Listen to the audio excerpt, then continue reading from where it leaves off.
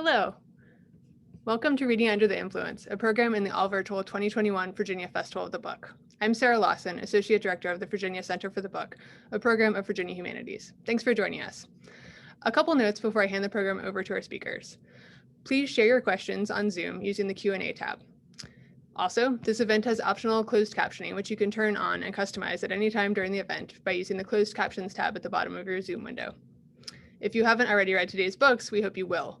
For details about how to buy them from our bookseller for this event, UVA Bookstore, visit vabook.org, where you can also explore our full schedule and watch past events. While you're there, please consider making a donation to support the festival's ongoing work at vabook.org/give. Tonight, I want to thank our sponsor, W. Tucker Lemon, advocate for Reading Under the Influence, for his support of this program. We also greatly appreciate the support of festival sponsors, donors, and community partners. Finally, please be sure to stick around after tonight's discussion for a set of live music performed by the Blues Doctors. Now, I'm pleased to introduce our speakers. Regina Bradley, author of Chronicling Stankonia, The Rise of the Hip Hop South, is an alumna Nasir Jones Hip Hop Fellow at Harvard University and an assistant professor of English and African Diaspora Studies at Kennesaw State University. Adam Gussow, author of Who's Blues? Facing Up to Race and the Future of Music, is professor of English and Southern Studies at the University of Mississippi and author of 4 previous books on the blues. He is currently appearing on Netflix in Satan and Adam. Claudrena Harold, author of When Sunday Comes, Gospel Music in the Soul and Hip Hop Eras, is a professor at the University of Virginia, where she teaches courses in labor history, African American history, and Black studies.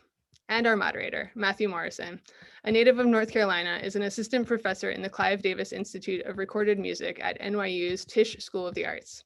Matthew holds a PhD in musicology from Columbia University, and his in-progress book is titled Black Sound: Making Race and Popular Music in the United States.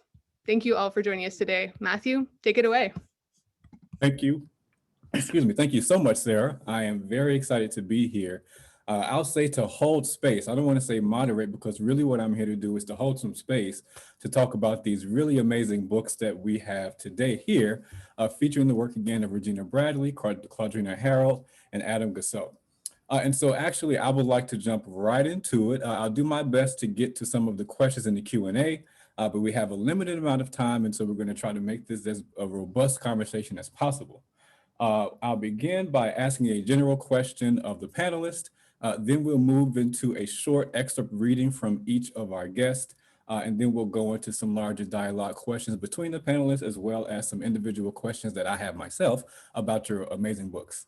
And so we will start with this question here, and please feel free to take it up at any time, anyone who feels ready to go. So the first question that I have is, please tell us how this project came for you, how it emerged. And also, I'm interested in who is the book for you?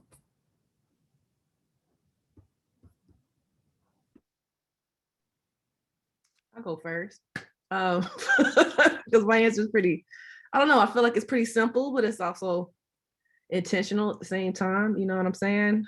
So initially I wrote this book, Chronicling Stankonia, because as a hip hop scholar, I am expected to understand the scholarship of what's in the canon, so to speak, right? Like what people have said about the culture, why it's significant. The problem was all the relevance and culture and significance of the culture was in New York. It was in the West Coast, and I was feeling a little offended. I was like, where is the conversation about region? And not necessarily from a journalistic perspective, which is especially important for Southern rap, right? But you know, there was a very stigmatized approach to understanding the South's role in hip hop, and I wasn't with that. So part of it was because I was petty, and I was like, I'm sick and tired of hearing about New York hip hop and LA hip hop, and they're important, granted, but they don't speak to my experiences growing up with rap in Southwest Georgia. So there's that aspect of it. And then the second part of it is, honestly, I just really wanted to write about Southern rap for other folks who are invested in Southern rap, other Southern Black people who feel like they've been overlooked, underappreciated in a lot of these larger conversations about culture and race and region. So yeah, that's who I mean. I wrote it for my people now. You know what I'm saying? I thought about it like a porch conversation, so to speak. But I also just wanted to open up the field in terms of, you know, thinking more deeply about hip hop's influence outside of these kind of immediately recognizable hubs of culture and history and expression. So. You want to go, Claudrena, or should I go next? What's your preference? Okay. So mine came into being in a very strange way. Over a period of time between 2007 and 2012, I had developed a YouTube channel, which was, I think it was called Dirty South, Regina, sort of blues harmonica. And I had given people a series of lessons, video lessons in how to play harmonica. In that sense, very instrumental, and told them stories. What I hadn't done is I hadn't shared my passion for blues literature, which was what I was teaching at the University of Mississippi. And in the fall of 2012, after teaching, you know, we get an undergraduate course, we teach a course, I came out of it, and usually you want to run away from it in some way. You want to kind of, it's vacation, it's Christmas time. For some strange reason, I felt moved. I just wanted to keep the seminar going. And so I grabbed a bunch of books off my shelf. I went to the space that for me was the comfortable space in which to do videos for my harmonica crew around the world. I had a global audience that I knew I had. And so I got a bunch of books, and I started on what became the first of 12 lectures. I didn't know it was going to be that. I just sat in the front of my car and I started talking about blues and and where blues was these days.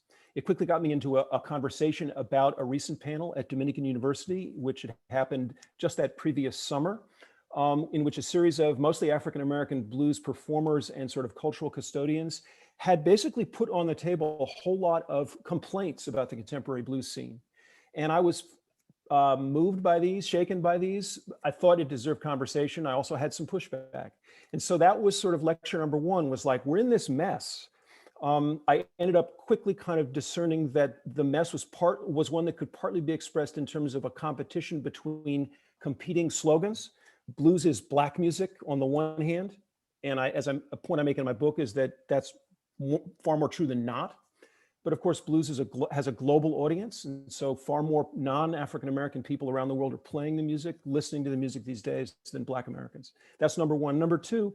No black, no white, just the blues, a kind of insipid t-shirt meme that I knew was out there. I didn't like it, but I thought I understood where the people who were deploying it were coming from, which is to say, at best, it struck me as a kind of invocation of the contemporary blues culture as potentially a site of beloved community. That's how it started. I did these lectures. I ended up doing 12 pretty quickly after the second or third. I scribbled on the back of an envelope. I said 12. So, and the book was a crazy idea that maybe I could transcribe these and somehow fairly quickly convert them to a book. No, I rewrote them entirely, but I allowed the sort of underlying logic that had informed the project to sort of inform the book, and I shuffled stuff around. The book is for anybody who has a contemporary investment, anybody in the contemporary blues world who has an investment in the blues, I would say.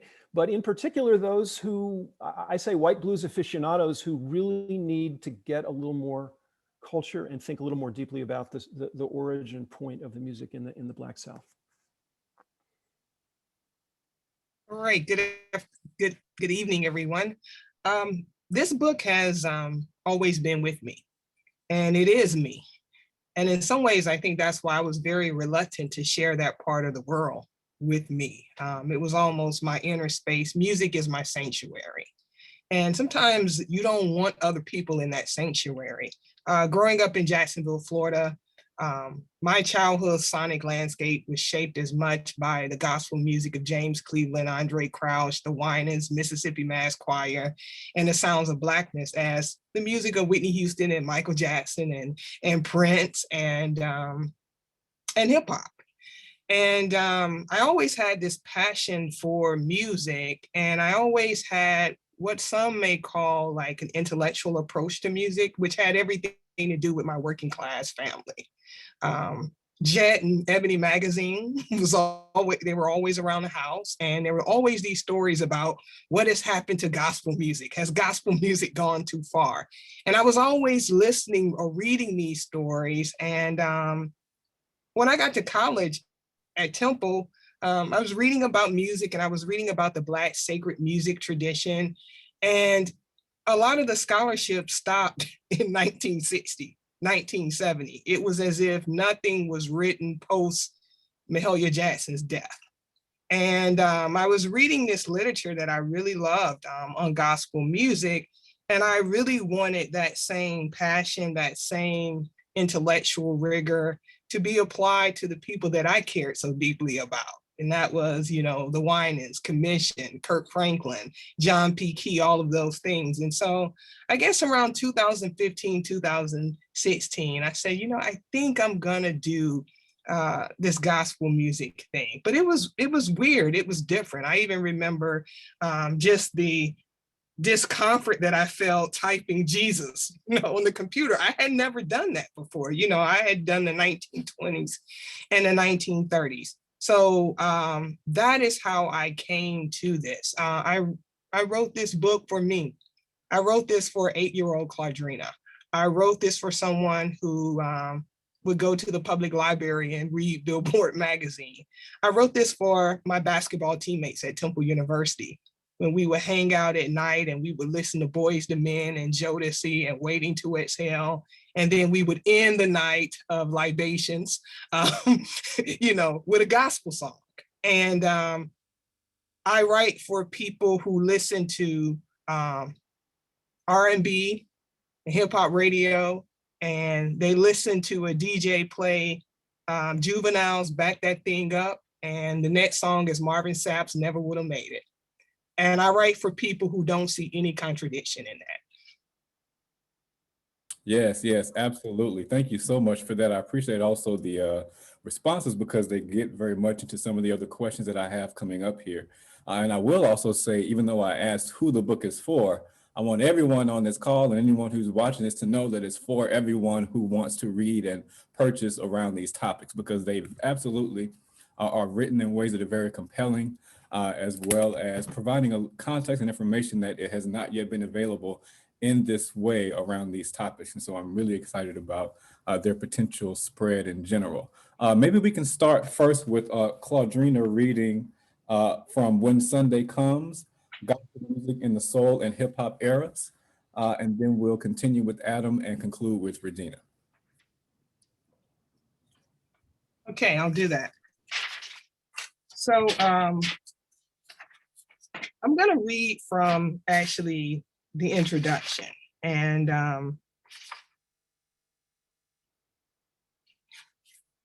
no, I'm gonna read from chapter 3, and I'm gonna focus on probably my favorite gospel artist, Shirley Caesar. And this is a section that focuses on her classic 1988 album, Live in Chicago, that had a song called Hold My Mule.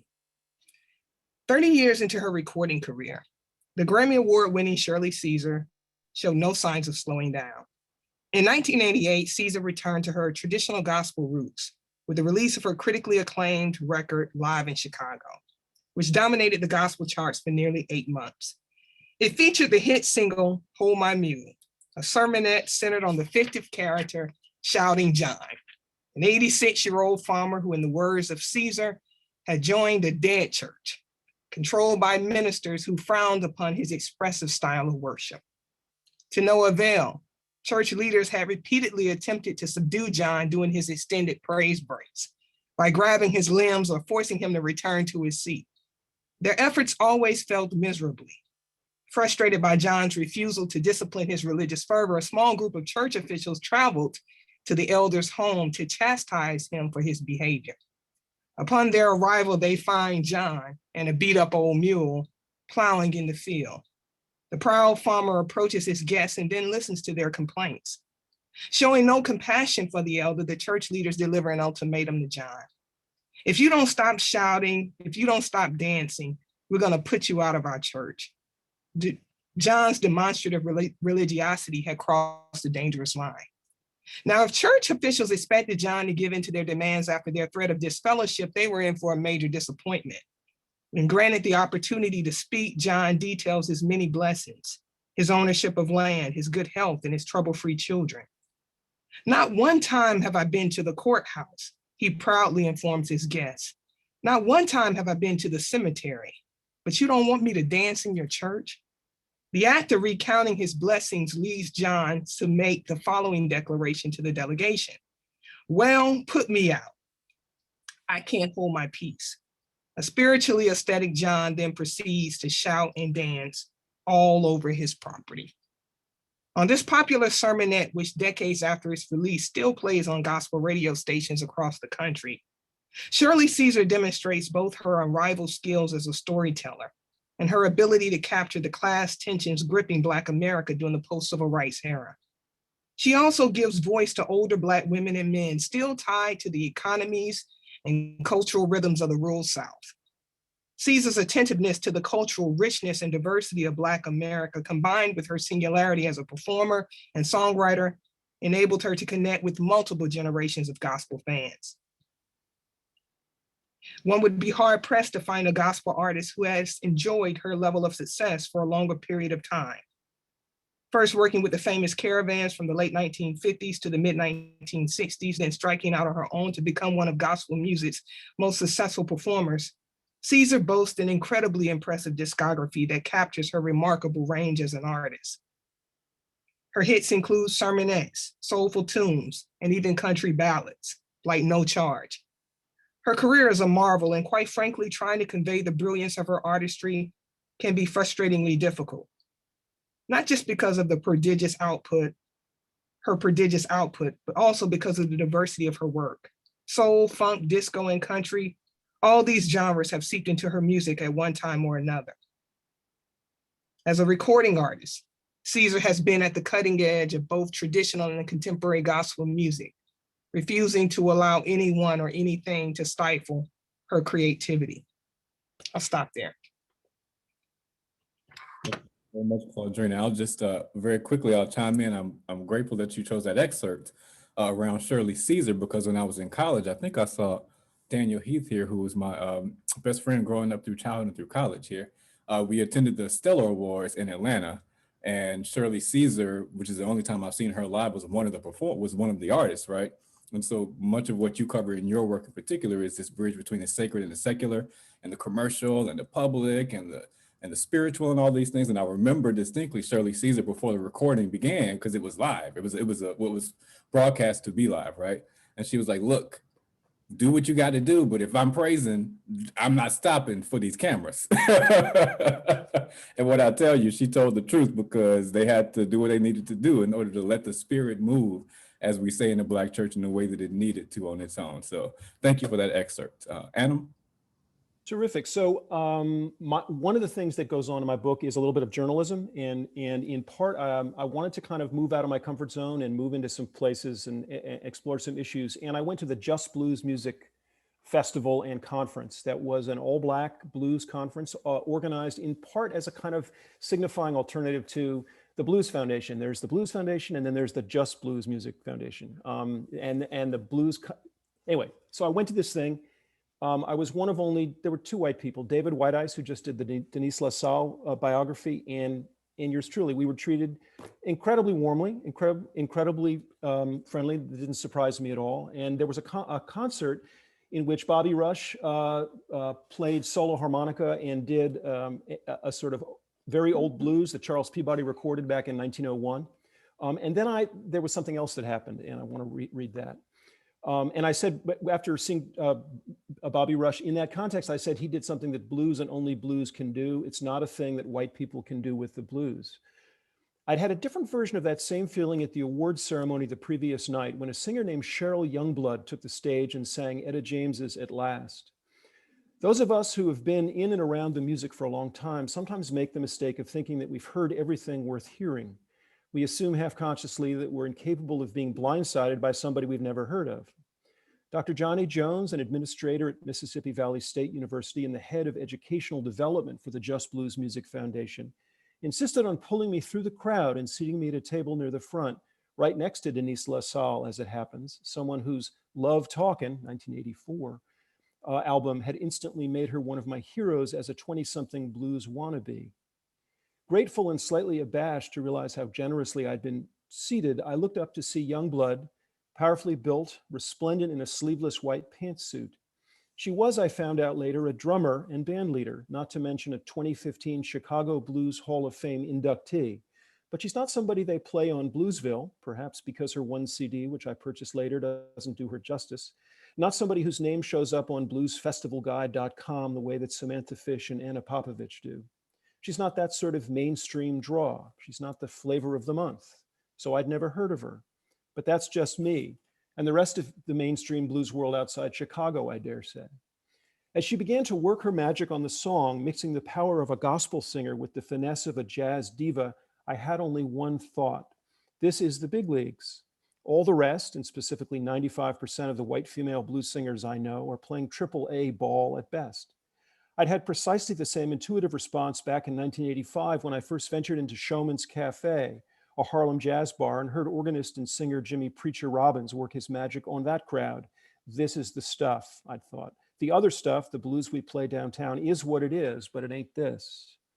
The crowd, that in-group vibe, is key. When we talk about race and blues, we need to keep in mind the way call and response functions in the intimacy of all Black settings. The crowd's urgings, their needs and knowledge, their connoisseurship and felt approval make a difference. They enable superior performance. The sort of hand-in-glove connection that fused Youngblood with her audience was the ballast out of which she powered herself into the heart of the song. Once you've heard that, felt that, you can't forget it. It becomes a touchstone for what great blues is.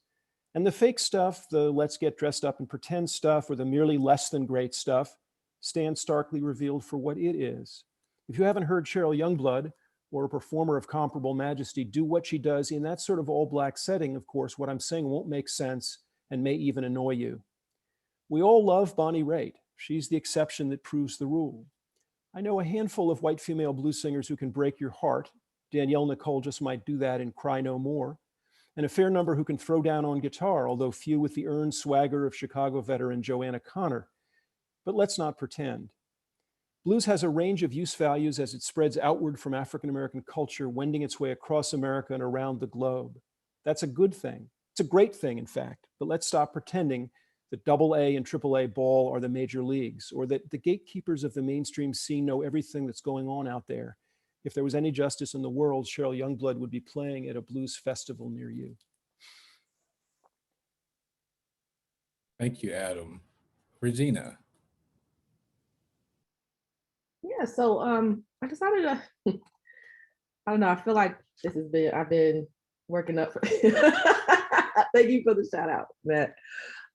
So my section is coming from the introduction of the book, particularly about, why Southern hip hop is important for me in thinking about and articulating contemporary Black South. So hip hop was my means of personal and cultural transition into being Southern. And it would not be until a decade later that I would find the language to articulate or recognize that my fondness of Southern hip hop and Outkast was a segue into the larger question of where the South fit into not only hip hop culture, but contemporary American society in general.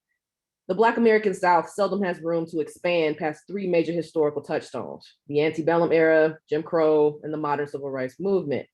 Non-Southerners take comfort and pleasure in being able to restrict Black identities to these markers of Southernness because of their accessible narratives, romanticization in mainstream American culture, and lagging agency outside of a wide imagination. In the same way that the American South embraces being a regional poltergeist, living with and benefiting from the haunts of the past, Southern Black folks too are haunted by white people.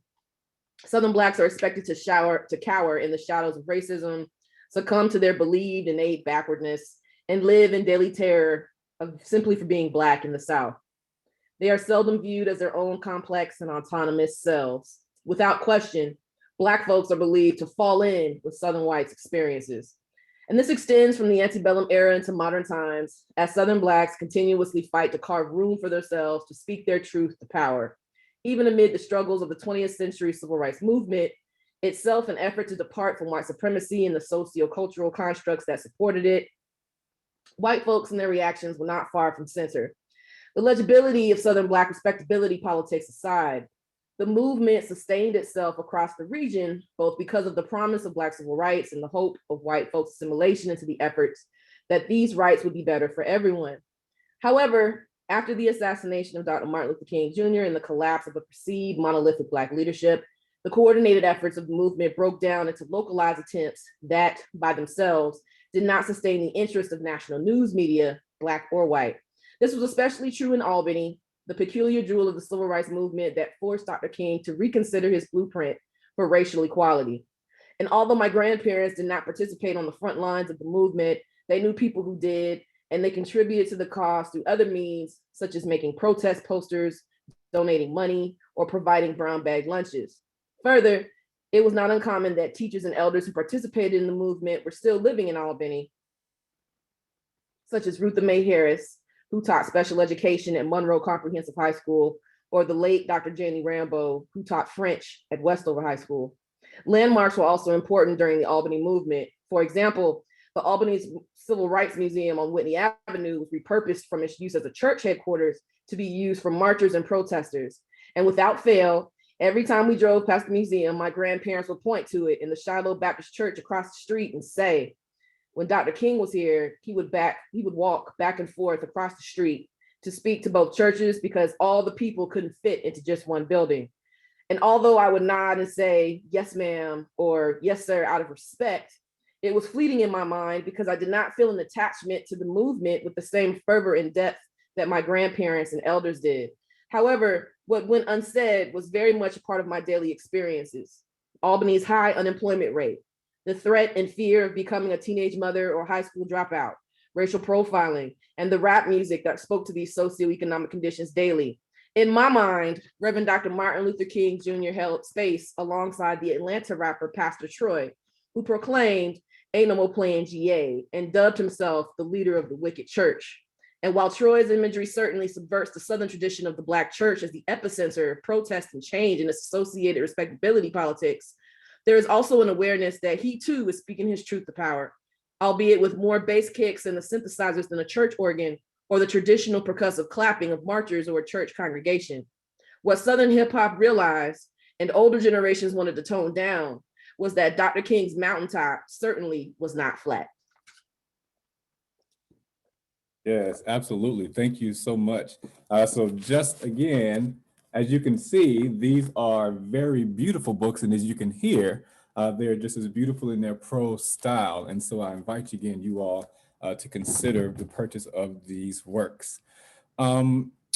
I want to ask a question of all of you before I go into asking more specific questions about your work, and then also try to take some from the Q&A here.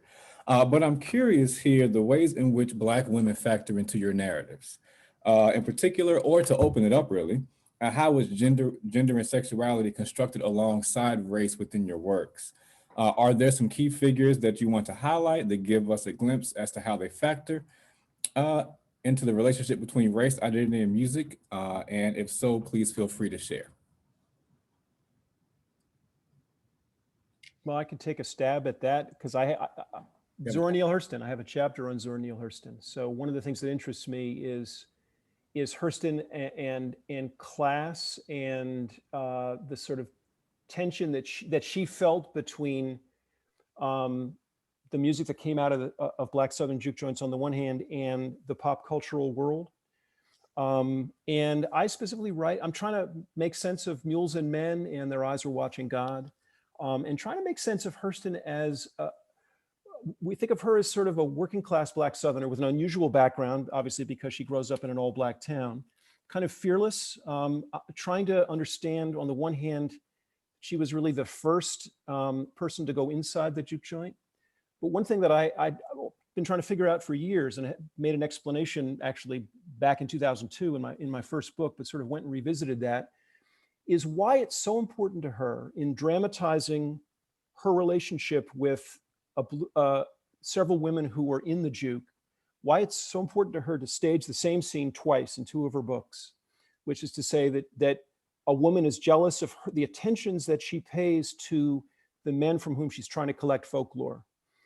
And they are violent and they carry knives, and one of them, Big Sweet, basically tells Hurston, like you would tell a little sister, sort of like, you can't handle this world.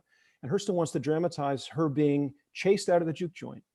She tells that story in Mules and Men. She tells it again in Dust Tracks on a Road. And I wondered why. Why is it so important to her to tell that? And I tried to make sense of that. And it was the second biography of Hurston. I'm forgetting, I'm blocking on the name of the author, not the Robert Hemingway, but the more recent, who says basically Hurston had a kind of relationship early in her life where she was trapped in a bad relationship with somebody who probably physically abused her. She got out of it and repressed it, and then later sort of needed to deal with it. And I see her evoking the power of these women, part because what she wants to say is, on the one hand, the blues in these juke joints is the real thing. We're at a point now where we have, on Broadway, people are coming up with this stuff called blues. It's, it's Irving Berlin and others, but it's not the real stuff. These women are powerful. Blues is a part of their world, on the one hand. And on the other hand, these are women who would not have allowed themselves to end up in the kind of situation that I found myself in. And that's sort of an argument that I make. In other words, they're culture heroes for her, and their violence and indomitability, their bodaciousness is just it's an element of their personal power that I think she wanted to dramatize, even if it meant that the folklorist dramatized twice herself being chased out of the juke joint. And then I try to talk about how she kind of rewrites that relationship in her relationship with Tea Cake and Their Eyes Are Watching God. But that's sort of one place where I deal with that theme. Yeah, thanks a lot, Adam. I also found it useful in your way that you talked about blues queens of the 1920s and 30s, right? And their centrality within how they sort of get erased from sometimes the larger canon and mythos of how the blues developed, and that also drawing on the work of folks like Daphne Brooks and Jana Brown, who have done very deep work on Black women performers who are very central, sort of hypersonic within the development of all these genres, but sometimes get maligned or erased from the larger history. So thank you. The history that focuses on men, yes, so, and the first stars of the blues and the people associated with blues as a word for the first time are women. So sure, yeah, it's a revisionist thing. Yes, thanks for that. Okay, please. I don't know, man. Yes to everything that Adam said, but also as a Southern Black woman, what I saw Hurston doing was reclaiming space that was being taken away from her in a larger landscape. Like there was, especially in the early 20th century, folks were trying to preserve or to present the American South as a place you had to escape. It wasn't necessarily a place of complexity. It wasn't a place that held joy. So here comes Zora Hurston, whose intention is to tell these stories from the complex perspective that they have to be afforded. And she knew, it's interesting, right? On the one hand, yes, it's exactly that. She's coming at it as a Black woman, but also coming at it from the perspective of who else can talk about the South like this besides me? You know what I'm saying? So I think, her coming up in a predominantly all Black town reminds me of myself growing up in Albany. Albany is 80% Black. So I think that was an interesting thing. But I said all that to say, in my book, I think about the significance of hip hop as an opportunity for Black women and girls to present themselves outside of this kind of traditional representation of Black womanhood as respectable, right? Like there's always that in the back of the culture's head, in the back of Southern Black women and girls' head is, it's never just you, right? I know Claudrena coming up in Jacksonville, I know you can feel me on this because you said it sounds like we have similar things going on, is that, you would, it's not just Regina, right? It's Regina because she represents her grandmother and her grandfather and her cousins and her mother and all. So it's like, it's if you mess this up, it's not just you looking bad, it comes out on all of us, right? And then how do Southern Black women and girls escape that, right? Like storytelling. It's the storytelling of it. And I think in my work in particular, I think Southern hip hop is so important because it allows for the messiness, or it picks up on the messiness of existing as Southern and Black that Hurston and blues women take up in the 20th century, and they pick it up after the movement, right? So it's like, it's like a sonic genealogy of storytelling that I feel, you know what I'm saying? You can't have a Megan Thee Stallion or a City Girls or a Trina or a Missy without talking to, the Millie Jacksons and the Ma Rainey's, and, so like there's like this conversation that's happening. And I feel like in hip hop, at least in my book, I talk about it in two different ways. And I really want to get into it to my second book, but got to get this one, this one first.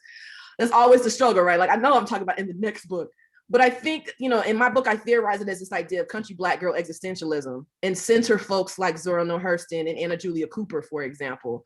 Especially Anna Julia Cooper, when she talks about a voice from the South, she talks about Southern Black women being this fragile and fatal class of genius and brilliance, and being able to recognize what that looks like. So I think, especially thinking about the connections between region and gender and music, it's not only an opportunity to speak a particular type of truth, it's also an opportunity to reclaim spaces that are being taken away in order to preserve the history of that space, but also the importance of being able to tell one story from their own perspective. And I think that, you know, kind of exactly what Adam was saying, that Zora Neale Hurston is the patron saint, so to speak. Like, she's the patron saint of country Black girls everywhere who want to tell a story, and it's being pushed back against them, or they're being pushed back against from telling that particular type of story. Yeah, and I think Zora Neale Hurston is so important in terms of claiming the South. I mean, you think about Richard Wright and Black Boy, and he talks about, you know, at the end, I have to leave the South in order to become whole, in order to become a man, and then maybe I can come back. So there is the opportunity to come back.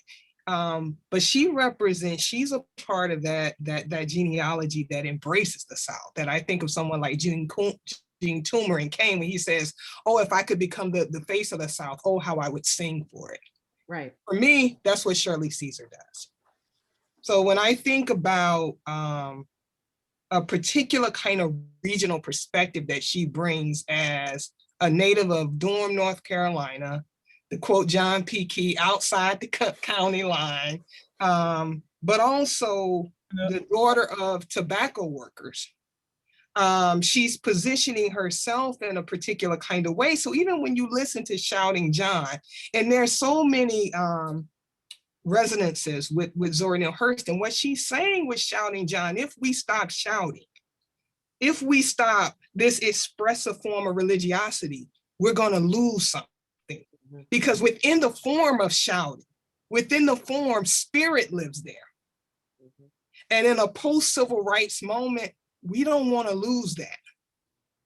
We don't want to lose that which got us over.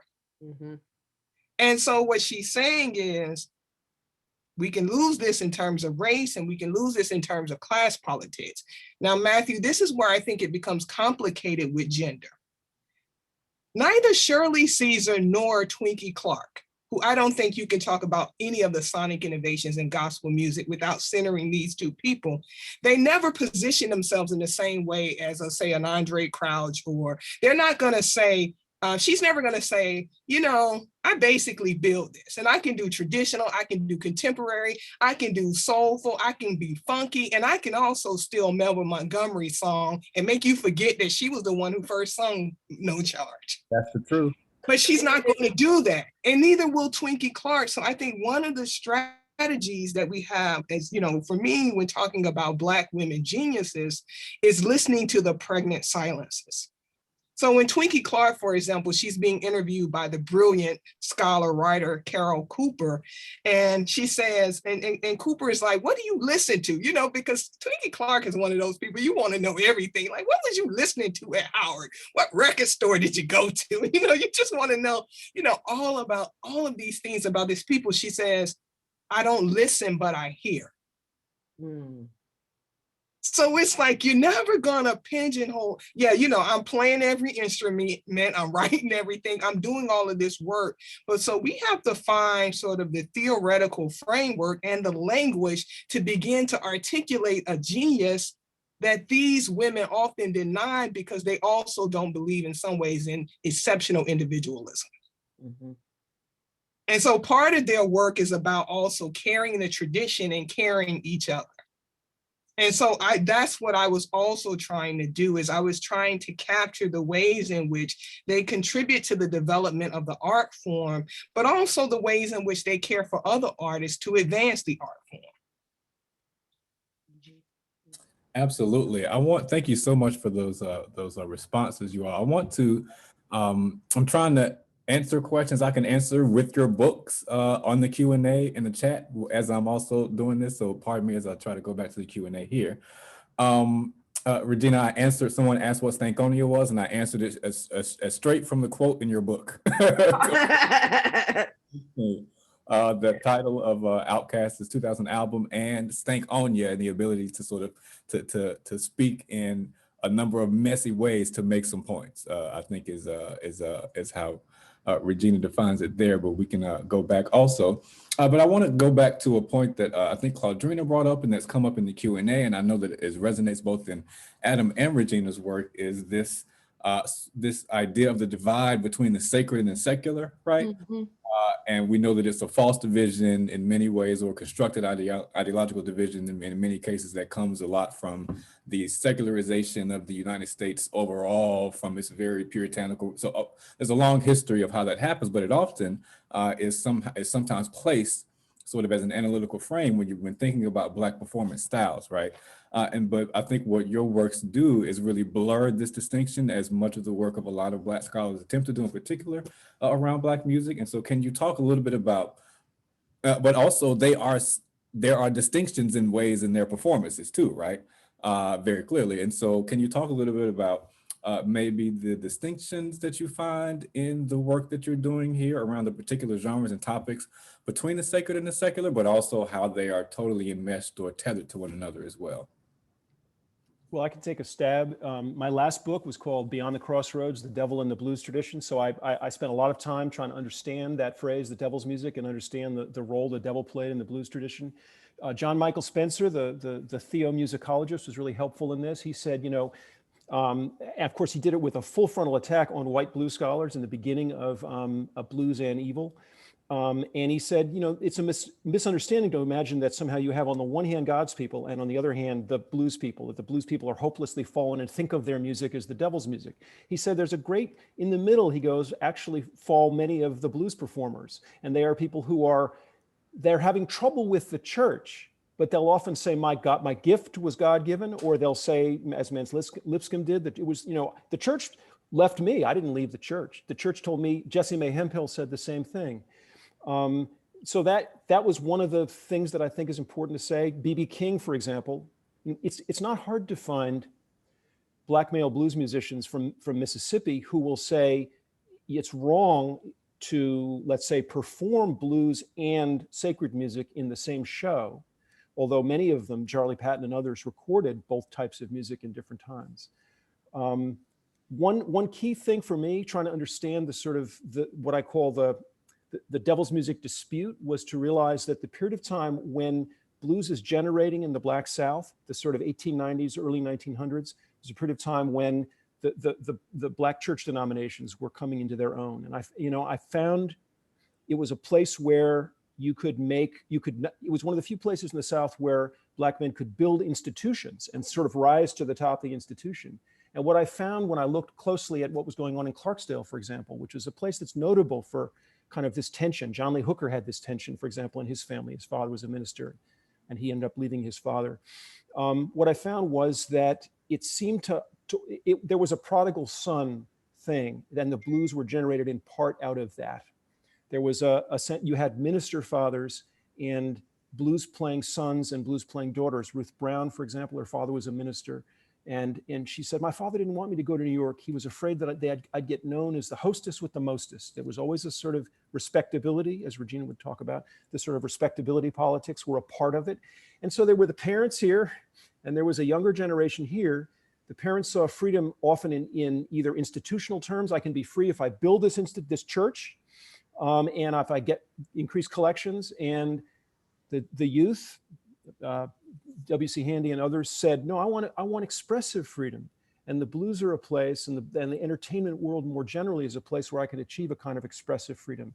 And that was the tension. It felt like that there was a generational tension that had a kind of, and a church, if you will, church and entertainment tension that was sort of supercharged with Oedipal energy, with sort of kids rebelling against their parents.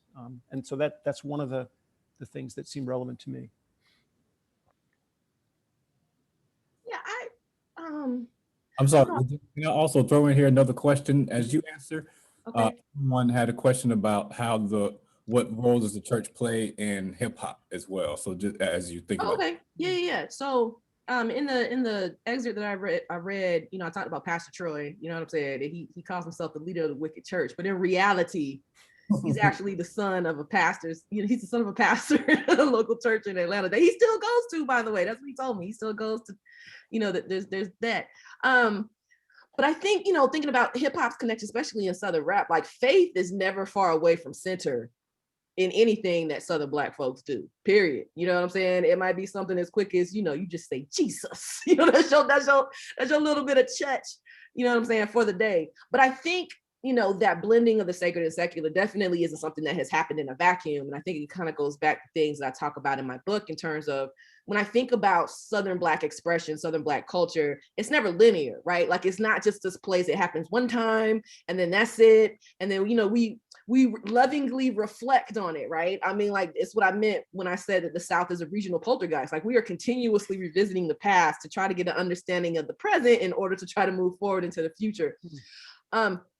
So there's this increasing tension, you know what I'm saying, especially generational wise, I think, about, you know, the church. You know, there's different types of churches, you know what I'm saying? I grew up CME, for example.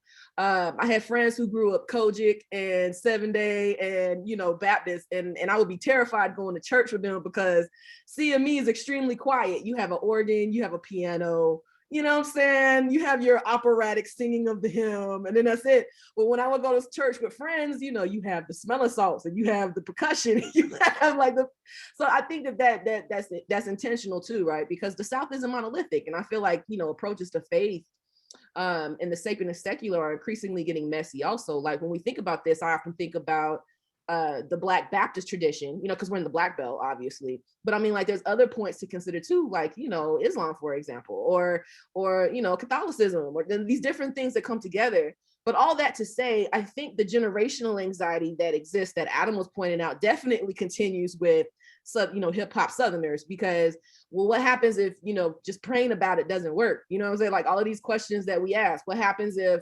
you know, in the sonic narrative of the civil rights movement, you have gospel and Negro spiritual saying that we have overcome. Well, what happens now that we're on the mountaintop? It's not flat. And spirituals don't speak to that. They speak to us getting to the mountaintop or getting to the land of milk and honey, so to speak, but not necessarily how to navigate it. And I feel like that's what Southern rap does by centering a deconstructed idea of religion and looking at it as faith, because faith allows you to question in ways that organized religion does not. So when you have folks like Pastor Troy in songs like Vice Versa, for example, or you have songs like Outkast Liberation that are asking these questions about freedom and what freedom looks like and how to perform that, they're coming at it from a perspective of being frustrated. There's a frustration there that's like, we don't have room to articulate these concerns. One, because our elders didn't prepare us for these concerns. And two, probably because our elders didn't expect us to have these concerns, right? So when I say the de-romanticization of the civil rights movement, we need to have honest conversations that the civil rights movement was it reckoned with a lot of things, but it did not fix everything. And older generations would like for you to say that it fixed everything and keep it on the pedestal that we keep it on especially during Black History Month.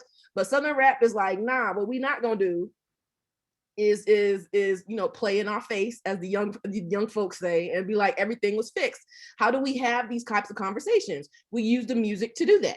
And I think depending on where you land in the South, you know what I'm saying, if you're in Georgia, you're definitely going to get that funk influence along with the gospel influence. If you're in Louisiana, you're going to get a little bit of everything down there, you know what I'm saying? So I think it's important to kind of consider how, you know, we are breaking apart some of these kind of accepted trajectories of cultural thought and expression in the South, and really having these more insistent conversations about what does that do in terms of X, Y, and Z? What does that do in terms of how we understand race? What does that do in terms of how we understand region? And how can we use the music to continue to evolve these conversations instead of shut them down?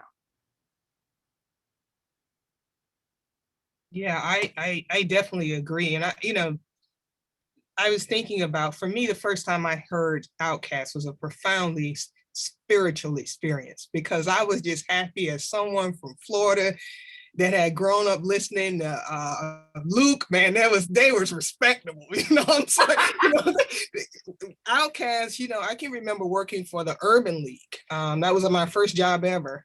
Interestingly enough, it was like a Stop the Drugs and Violence campaign sponsored by Anheuser-Busch, and all of the contradictions. And every morning we would listen to Get Up, Get Out and Do Something and Sounds of Blackness Optimistic. That was our like morning devotion. And so when I think about some of the best music, I think of that song, I think of Liberation, I think of the opening of A.T. Aliens. There is something profoundly spiritual. From Outkast and Michelle Ndegeocello. You know, spirit lives and it manifests in different ways, because what I think Black people are attempting to grapple with, whether it's Outkast or Yolanda Adams, is how are we human in the world? You know, and how do you maintain faith? How do you maintain your humanity? And I think also that sacred and secular divide, that frustration that Regina talks about, it's in gospel music. It's in a place like Detroit, where these groups, the Winans and Commissioning, are wrestling with what do you do when you have lost half of your population to deindustrialization? How do you explain deindustrialization theologically? How do you understand the idea of an omnipotent God who intervenes on behalf of the oppressed, and you dealing with deindustrialization, you dealing with AIDS, you dealing with all of these things? And we know for some in the Black church, some in gospel music, it results in a right turn. It results in an embrace of kind of this moral majority. It results in homophobia. It results in a lot of different things because our people are wrestling with this moment. And I think also how I attempt to deal with the sacred and the secular divide is also through someone like an Al Green. So how do you begin to reconcile a secular Al, the Al of, you know, High Records in the 1970s, with the Al of the 1980s, who also released some amazing gospel albums? This is where I think Region came in. I think after disco, Al Green was like, gospel as an art form provides me with an elasticity to still be country. So I can be Memphis soul, I can be Nashville soul, I can make some shit that sounds like PTL, that you like, what is this? And gospel had that elasticity, I think, in a way that rhythm and blues didn't have in the early 1980s. I think also disco is important in this conversation. I hear gospel in disco. I hear gospel in Sylvester. I hear gospel when I listen to Mighty High, that was written by my uncle. I also hear gospel in B.B. King. I like the little love that I sing about, probably because my uncle wrote it. But when he says, my song is a serious matter, it reflects how I feel. That is St. Matthew's Baptist Church, Northside, Jacksonville. I got a quick question, Claudrena. So I took a look at the people you write about. Mm-hmm. Take Six. I bought that Take Six album. I mean, it had a push. Right, it pushed right into my world, and I said I love them. And I took a girl. She was a tough Italian-American girl from Paterson, New Jersey, who was into Stetsasonic, and we sat in the fourth row, and I was in love. And when we finished, she said, "It's so bougie," and I had no idea what to do with that.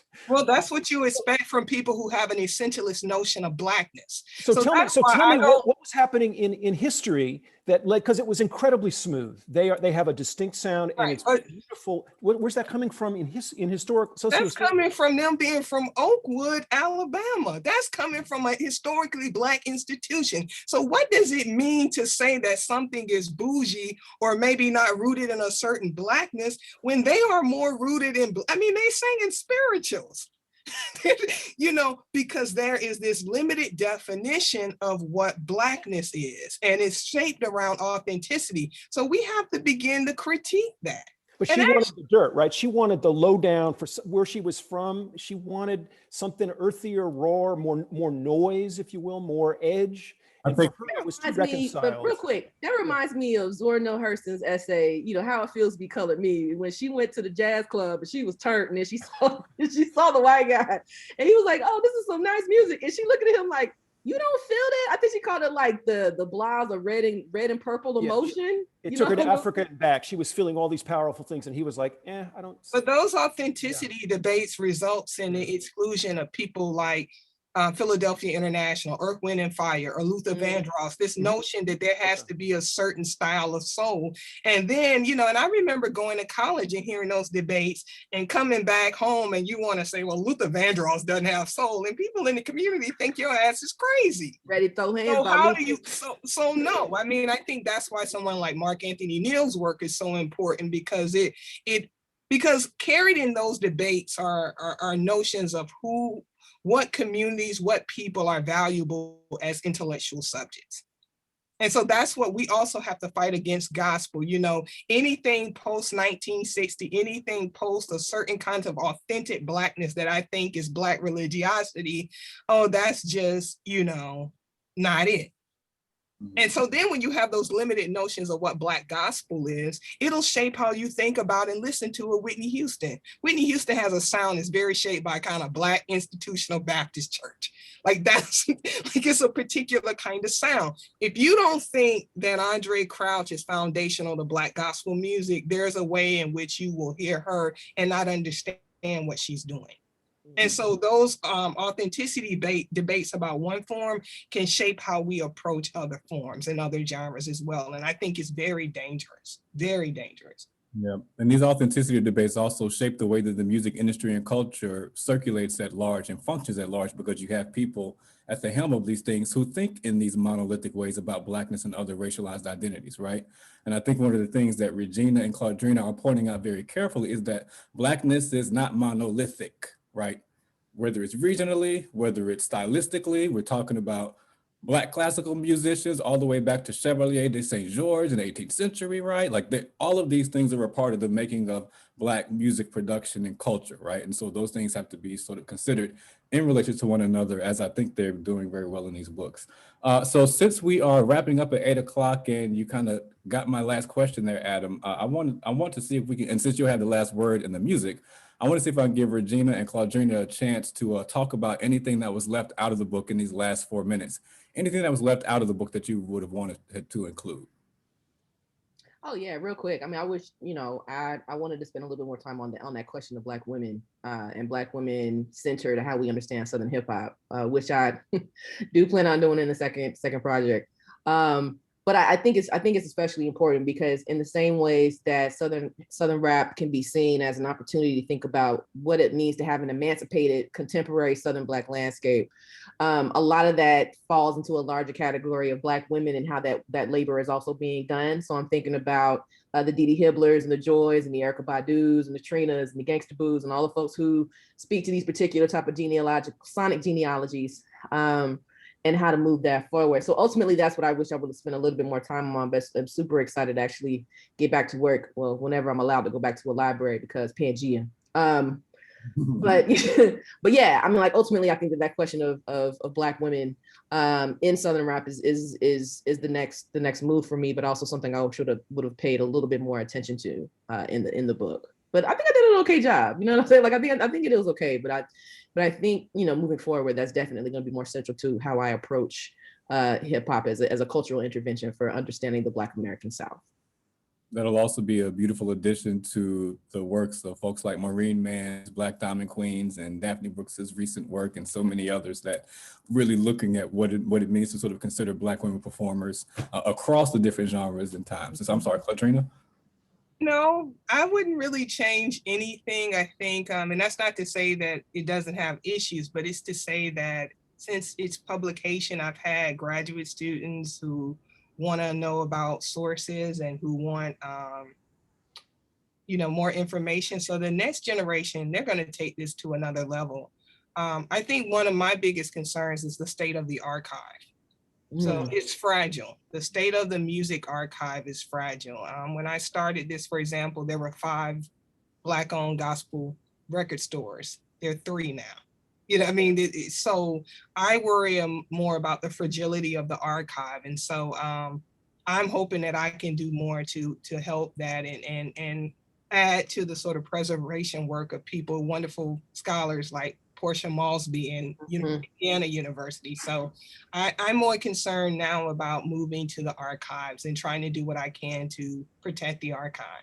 And I think that there's a generation of younger scholars now who are realizing that these things are ephemeral and disappearing in ways that they want to be captured, including the elders who are elders at this point. And so I'm thinking of the work of Amber Drumgoole at Yale as well, who's doing this ethnographic work and thinking about gospel and its multivalences as well. And so it's time now for us to wrap up our discussion. I am very grateful and thankful to our panelists, Regina, Adam, and Claudrena, and to everyone here who was watching and joined us on this evening. So please, again, consider buying these featured books from your local independent bookseller or using the links provided in the chat. You can also check out other events in the all virtual 2021 Virginia Book Festival at vabook.org. Now, please stay tuned for some live music from one of our panelists, Adam Gussow, and remind me the group name? The Blues It's, Doctor. The Blues Doctors, yeah. Yes, the Blues Doctors. So I'm going to go dark, and I'll be there in a couple of minutes, and we'll go live, okay? Thank you. Excellent. Thank you. Thank you, Matthew. Thank you, Claudrena, Regina, everyone. This was an amazing conversation, and I am just so grateful that we were able to bring you all together for the festival. So thank you for being here and for that wonderful event. Now, I am pleased to introduce the Blues Doctors. While Adam is getting set up, I will tell you a little bit more about them. They are a two-man band out of Oxford, Mississippi, featuring Adam and his musician buddy, Alan Gross. And they will be performing a set of tunes live from Adam's porch. The Blues Doctors play a mix of down-home Delta standards and urban grooves from the Clarksdale to Chicago axis, with some New Orleans funk thrown in. Since joining forces in 2012, they've transformed themselves into a two-man band with a bold and distinctive sound. Gussow on harmonica and drums, and Gross on guitar, with both men sharing vocal duties. If you have a chance to find them on YouTube, they have some really excellent videos and tunes that you can check out after tonight's event concludes. And also, as noted earlier, Adam is currently on the Netflix show Satan and Adam, and in a number of other musical endeavors, I believe, as well. So we are very pleased to have some tunes to help wrap up this event, and we'll plan to go until about 8:30. So hopefully you can all stick around and enjoy. And we will wait for Adam to get set up and get things going. So thank you again. If you have not already clicked on the links in the chat, we really encourage you all to check out the books from tonight's speakers, and hopefully purchase at least one or two of them from UVA Bookstore, who is our partner bookseller for this event. And throughout the festival, we are really stressing the importance of supporting local independent booksellers, as well as the local independent booksellers that we are partnering with for the festival. So thank you in advance for purchasing books and supporting those folks, as well as supporting the wonderful speakers that we had tonight. I'm not hearing. And here we are on Adam's porch. Okay. We ready to go? Can you hear me? Ready to go. How are you? Let me, okay.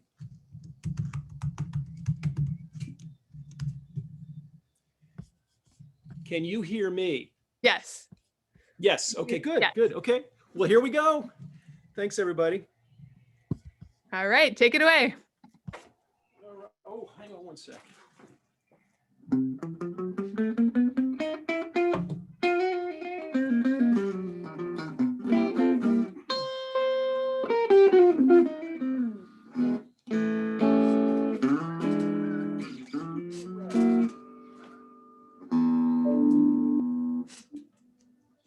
Check 1, 2.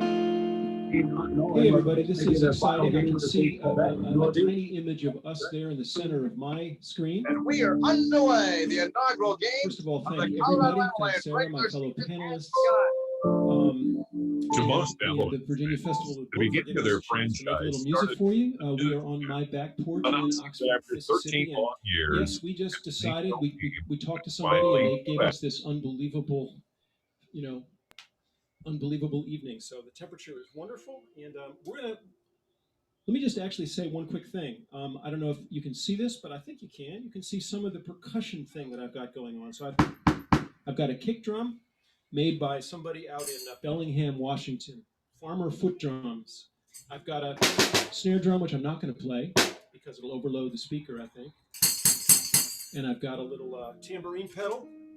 For many years, I played with a guitar player, Sterling Mr. Satan McGee, who was a one-man band with a very different sort of percussion setup.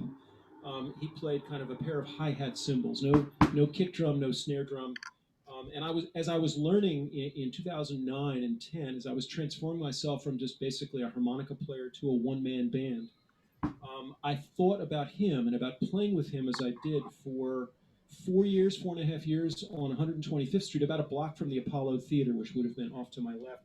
And I watched him go from a guy with one hi-hat cymbal to a guy with two hi-hat cymbals, from somebody who was just keeping the beat to doing somebody who was doing incredible stuff.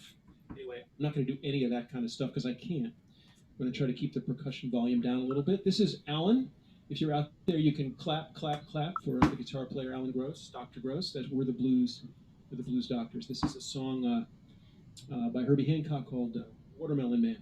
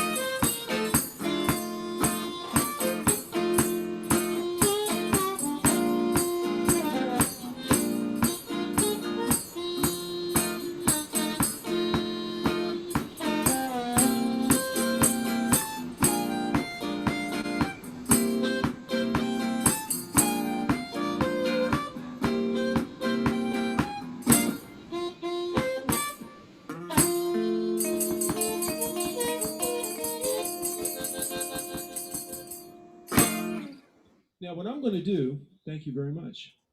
I'm hearing you clap silently. What I'm going to do is come up and in the chat, I hope that you will let me know whether you've heard anything or whether it was overloading so badly that I need to change Zoom preferences. So I'm going to take a quick little walk up to the laptop. And if you give me the A-OK, then we're cool. Tell me what's going on. You hear? Sounds great. Okay, good. All right. All right. Alan and I have been playing together since 2012. When we first met, well, we'd met for a while. We were both teaching on campus, and I would pass him every now and then. I say, I know that guy from somewhere. And we met at a gas station when I was looking for a guitar player. I said, I've had enough of the one-man band thing. And yes, I actually did do gigs as a one-man harmonica and percussion-powered band. If you think about that, you realize that when I'm singing, it's just singing and percussion. When I'm playing harmonica, it's just harmonica and percussion. It was wonderfully liberating. I didn't have to do 12-bar blues. I could just go with what I was feeling, but it was a little clanky, and it's really nice to have a guitar player. We're going to kind of swing a tune right now called Take You Downtown or Going to Main Street. 1, 2, 1, 2, 3.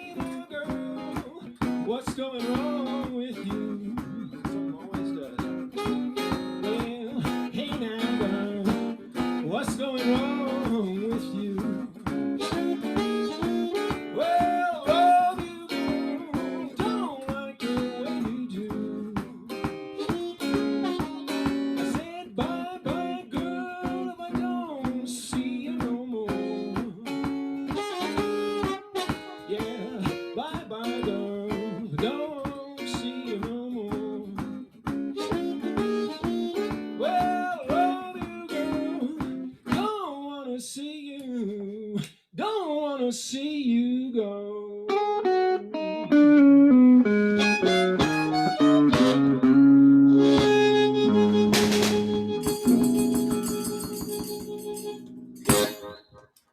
right, we're gonna slow it down a little bit. Hope my neighbors don't mind. Neighbors are fine. Neighbors are fine. All right. Gonna let the guitar man sing.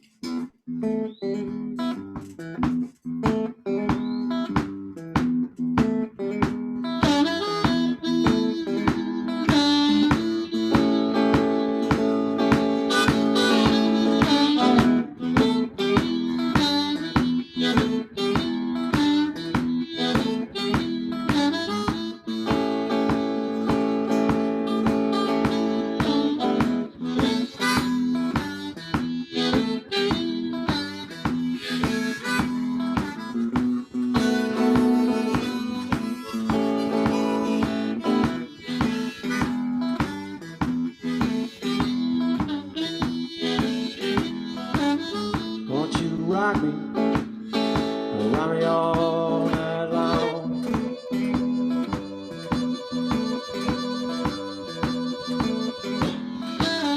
Want you to rock me all night long.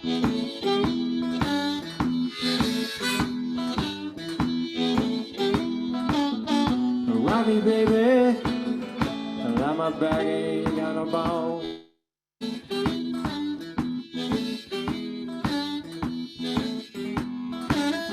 Want you to roll me like a wagon wheel.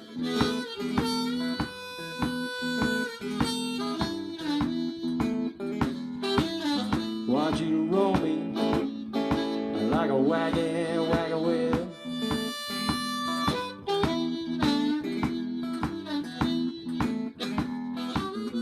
Roll me, baby, you know how good it made me feel.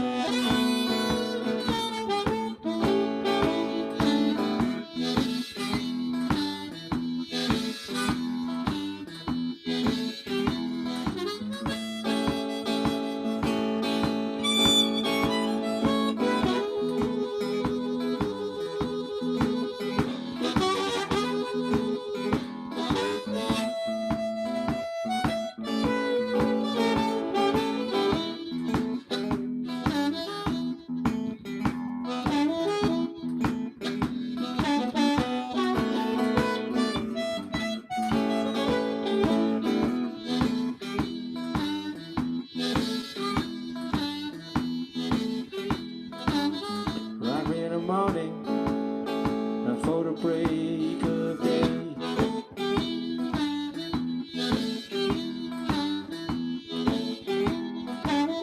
Rock me in the morning for the break of day.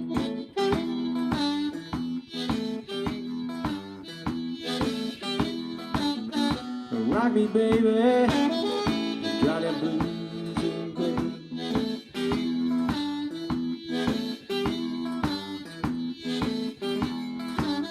The sun's going down and that moon's on the rise.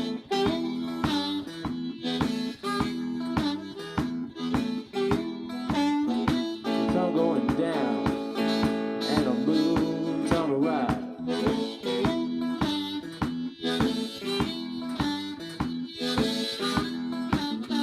Rock me, baby, until I'm satisfied. All right, Adam.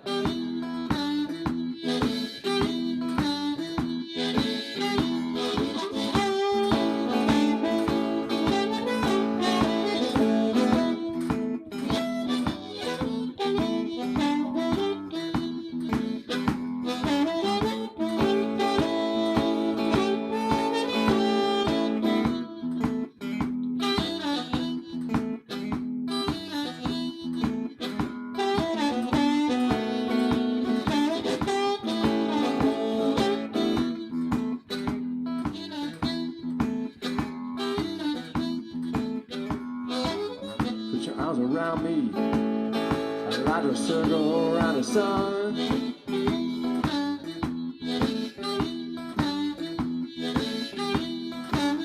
Put your arms around me. I like a circle around the sun.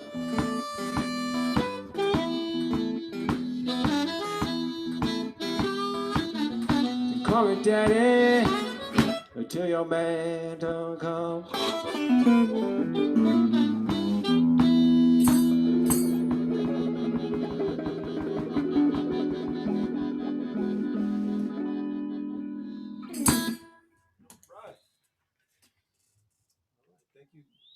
Thank you guys.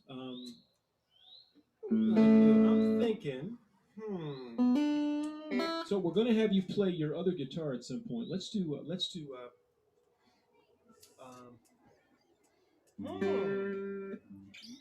Tore Down, and then why don't you play your guitar? All right.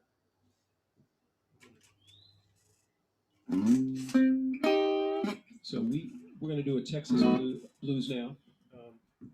We do a range of material. In fact, I would encourage you, if you can, take a look on the page that they've set up for me at the festival. At the bottom, there's a thing about a video for a song called Funky Thing. I think it's really important for anybody who plays an instrument, and especially anybody in the blues, to find their place in terms of original music. Actually, maybe I can do a little lecture demonstration moment here. There's a song, the song is called Funky Thing. We're not going to do this song.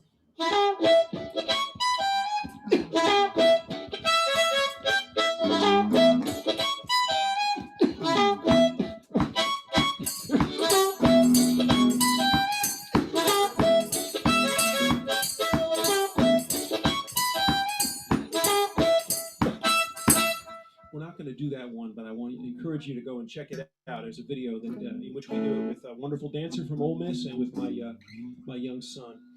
All right, what are we gonna do? We're gonna do Tore Down. Unless you want to do your drinking tune? I don't care. Why don't you do that? It's not what. The drinking tune, the Merle Haggard song. The drinking tune. It's getting dark out here. Should give props to Merle Haggard. He had kind of a pretty big effect.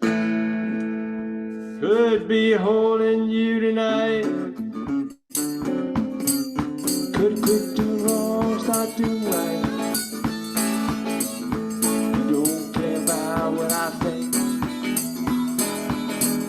I think I'll just stay here and drink. Listen close and you will hear that loud jukebox playing in my ear. Don't tell back. Think I'll just stay here and drink. All right.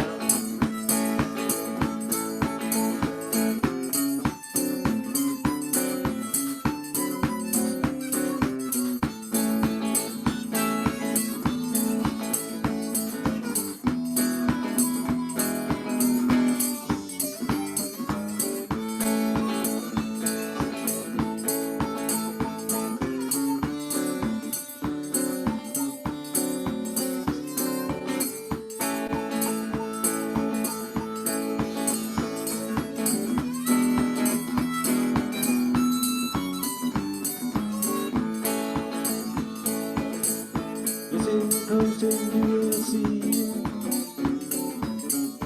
that loud jukebox playing in my ear. Take all the money from the bank.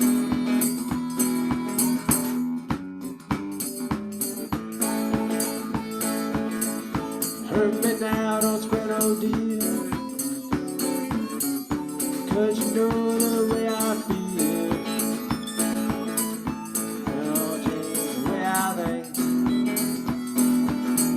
Think I'll just stay here and drink.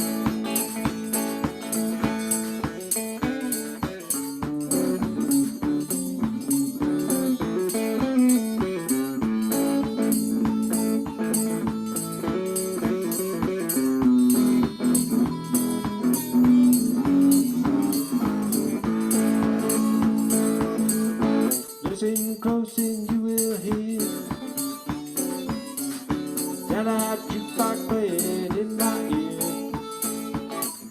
Take all the money from the bank. I think I'll just stay here and drink. All right, let me take a turn.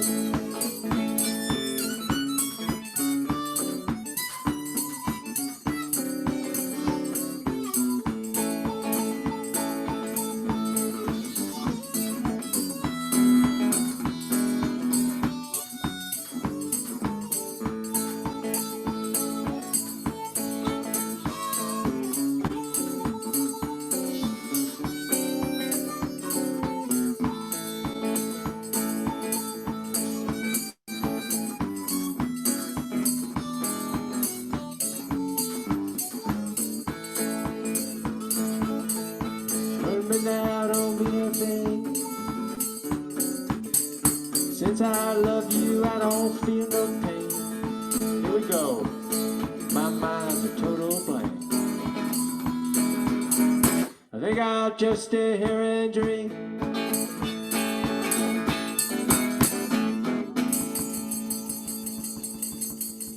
All right, we have time for just a little bit of one more tune. I'm looking at the watch and I'm seeing it's probably, so we're gonna. And we can hardly see out here, and I know you feel the same way. There is a light, but it's just going to shine in the wrong place. So let's get out of here, and it's that kind of a gig. Okay.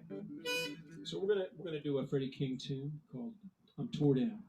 No, it's not an Eric Clapton. You want to do your Freddie King. Don't have enough time. I don't. Okay, all right. Yeah, we could do Sunshine. Sunshine of Your Love is always a possibility, but I think we'll just jam on out with this thing. And I'll tell you what I'm going to do. I'll give you a little bit of an upbeat here.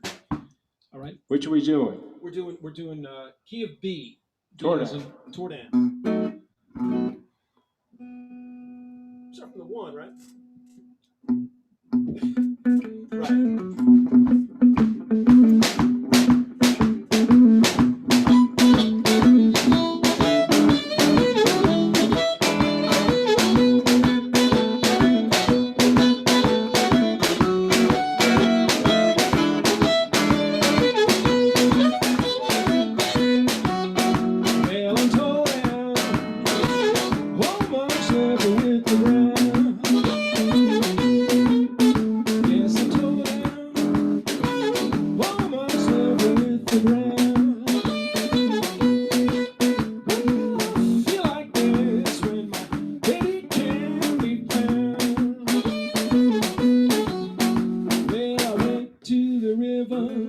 To jump in, my baby showed up, said, I will tell you when, well, I'm tore down, wore myself with the ground.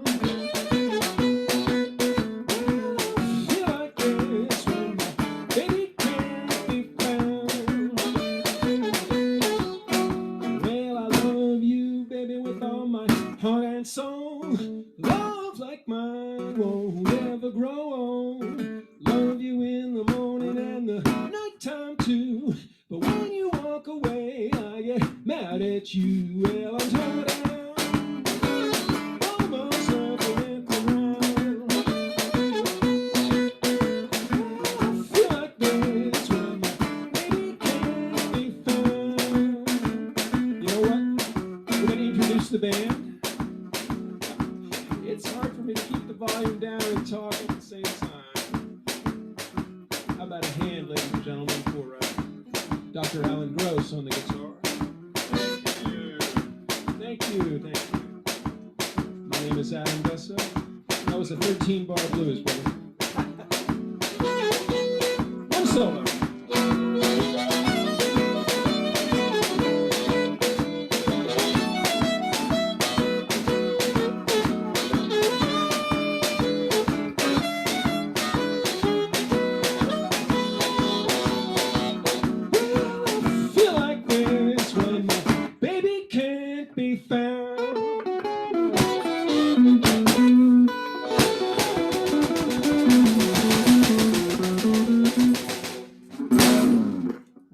Thank you so much, folks. We're going to say goodbye, and thank you, Sarah. Thanks, Bookfest. There she is. Thank you. Yeah, thank you, Adam. Thank you, Alan. That was phenomenal. And thank you, everyone, for sticking around to hear those great tunes. As noted before, please consider buying the featured books from tonight's discussion from either your local independent bookseller or from UVA store using the link in the chat. We also hope that you will check out future Festival of the Book events happening now through March 26th. And you can also watch past events on vabook.org/watch. Adam and Alan, good luck breaking down all the stuff. And we Sarah, hope we can't hear you. It's just our problem on this end. But thank you so much. I'm going to mute and go dark. Thanks, Excellent. Virginia Book Fest. Thank you, Adam. Bye-bye. And everyone, have a good night. We will see you at other festival events soon. Thank you.